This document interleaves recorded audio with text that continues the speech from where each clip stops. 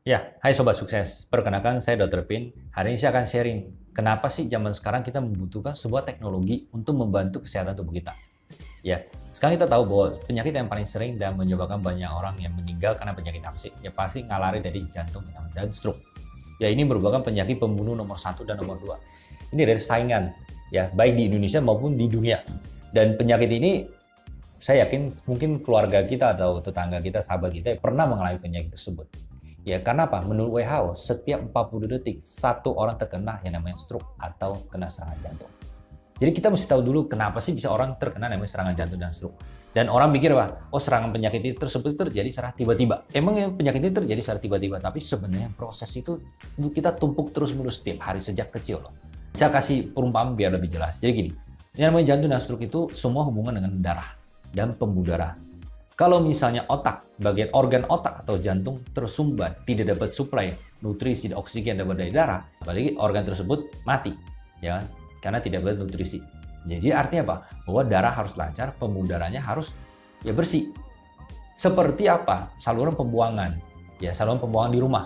Misalnya gini, kalau kita alirin air yang bersih, ya pembuangannya air yang bersih, otomatis salurannya kan bagus saja gitu, tidak akan mampet dan tidak akan terjadinya penyumbatan.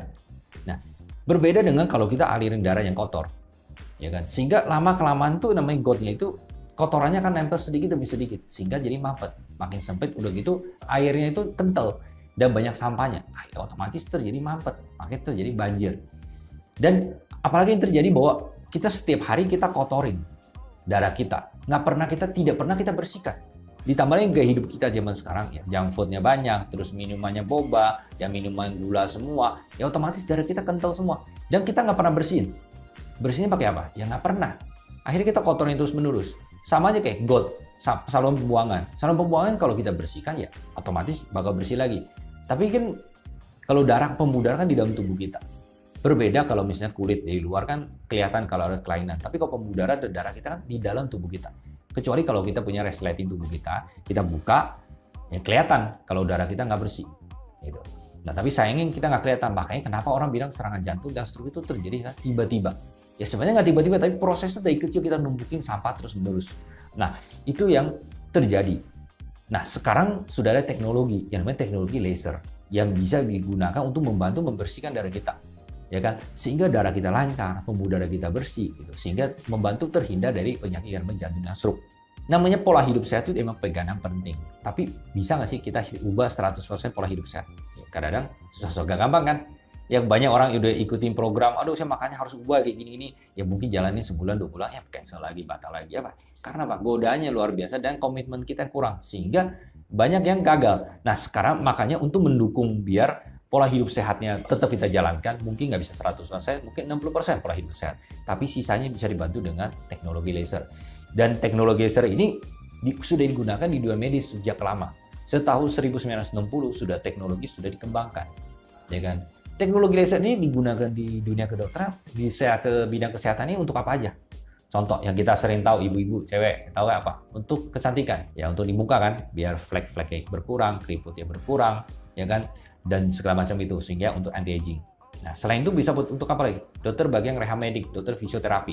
Untuk apa? Persendian sakit, ya kan? Ankle dan segala macam. Jadi intinya untuk persendian yang sakit, otot, baut tulang, persendian, itu bisa bantu dengan teknologi laser. Untuk apa? Regenerasi selnya, sehingga membantu proses pemulihan.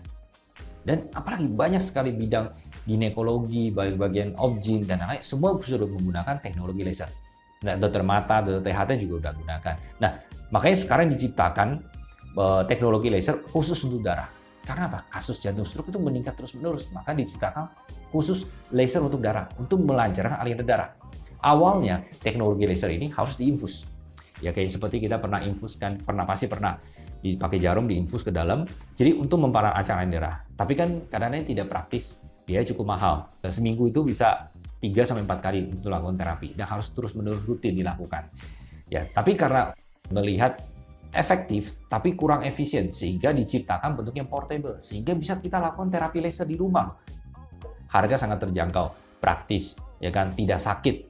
Dan paling enak lah digunakan sekeluarga untuk bisa membantu mendukung bagaimana terapi dari dokter yang kalau sudah sakit ada terapi kombinasi dengan obat dari dokternya. Dan kalau yang udah masih biasa pola hidup itu jorok, pola makan jorok, ya kita bisa kombinasi dengan teknologi laser untuk membantu mencegah penyakit tersebut.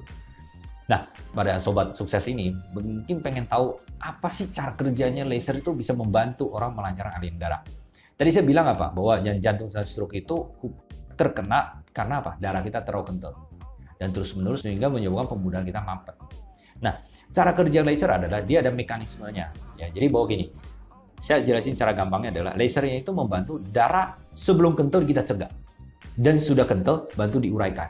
Ini bahasa paling gampangnya. Tapi kalau secara medisnya adalah, jadi gini, laser itu, dia itu akan menghambat agregasi trombosit. Jadi trombosit dan setelah itu akan menyebabkan terjadi gumpalan darah.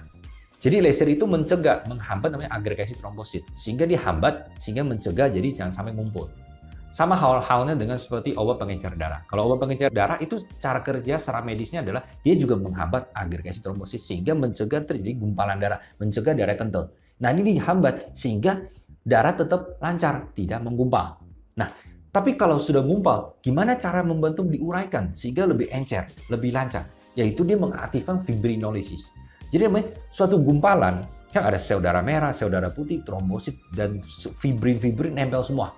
Ya, fibrin itu seperti gini. Jadi kalau kita pernah mainan anak kecil yang bola-bola warna-warni, anak kecil-kecil bulat-bulat, dikumpulkan, biar nyatu gimana? Dikasih kantong jaring-jaringnya, jaring-jaring, sehingga gumpalan ini nggak lepas. Nah, ini namanya gumpalan darah. Gimana cara biar gumpalan darah ini nggak segede gini? Harus tidak uraikan. Caranya gimana? Ya gunting-gunting jaring-jaringnya. Itu namanya fibrin. Nah, cara kerja laser adalah dia mengaktifkan fibrinolisis. Artinya apa? Dia mengaktifkan tubuh kita sehingga dia menguraikan si jaring-jaring ini. Jaring-jaring ini lepas, otomatis yang tadi sel darah putih, sel darah merah, trombosit terurai jadi kecil. Nah, itulah cara kerja laser sehingga dia membantu menguraikan gumpalan darah. Sebelum kental, cegah. Sudah kental, dibantu diuraikan. Jadi laser ini sangat aman kita gunakan.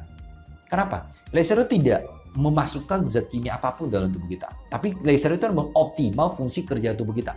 Sebenarnya tadi yang saya sebut agregasi trombosit, fibrinolisis, sebenarnya tubuh kita sudah diciptakan oleh Tuhan, sudah bisa melakukan itu. Cuma karena gaya hidup tidak sehat dan bertambahnya usia, sehingga fungsi tersebut tidak maksimal, ditambahin polusi dan pola makan yang tidak sehat itu. Nah, sekarang kerja laser ada yang mengoptimalkan fungsi kerja tubuh kita, sehingga bekerja lebih efektif. Jadi laser ini sudah banyak jurnal-jurnal penelitiannya. Jadi kalau Anda pengen cek juga bahwa namanya low level laser therapy itu sudah digunakan penelitian, sudah ribuan jurnal. Anda bisa nyari di Google, bisa cek bahwa sudah banyak namanya jurnal tentang low level laser therapy. Baik pada jantung, stroke, diabetes, hipertensi dan lain-lain sudah banyak sekali sehingga bisa baca lebih detail tentang hal tersebut. Ya, jadi itulah fungsinya teknologi laser, yaitu menggunakan teknologi laser bisa membantu mencegah penyakit-penyakit tersebut. Jadi pola makan emang pegangan penting, dan kalau emang dibutuhkan punya obat, maka kita teruskan, ya kan? Dan tidak ada salahnya kita kombinasi dengan teknologi laser sehingga hasil maksimal, sehingga bisa membantu mencegah penyakit tersebut. Ya, terima kasih. Salam sehat lebih lama.